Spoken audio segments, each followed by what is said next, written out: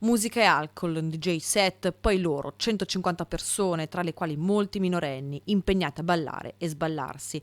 Peccato che fossero accalcati, senza alcun distanziamento e quasi tutti privi di mascherina.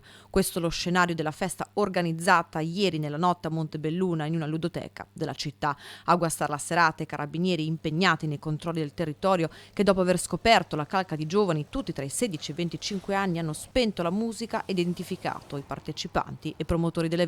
Alcuni giovani sono stati identificati proprio nell'immediatezza, altri sono in fase di identificazione, ovviamente rischiano le sanzioni amministrative previste in questi casi, ma ci sono accertamenti in corso proprio anche sull'evento in sé e quindi stiamo verificando che l'evento comunque fosse autorizzato e ci fossero tutte le diciamo così, il rispetto quantomeno anche della normativa per quanto riguarda proprio il fatto che l'evento potesse svolgersi. Sanzioni che potrebbero superare complessivamente i 50.000 euro. Fa riflettere, ecco, la presenza così elevata di un così elevato numero di giovani senza protezioni in un periodo come questo. Quindi ecco, l'invito delle forze dell'ordine è, sebbene appunto ci avviciniamo a un momento di festa, un momento anche di, ripeto, pausa da quella che è l'attività normale scolastica, però ecco, facendo sempre attenzione al rispetto delle norme proprio in tema di Covid.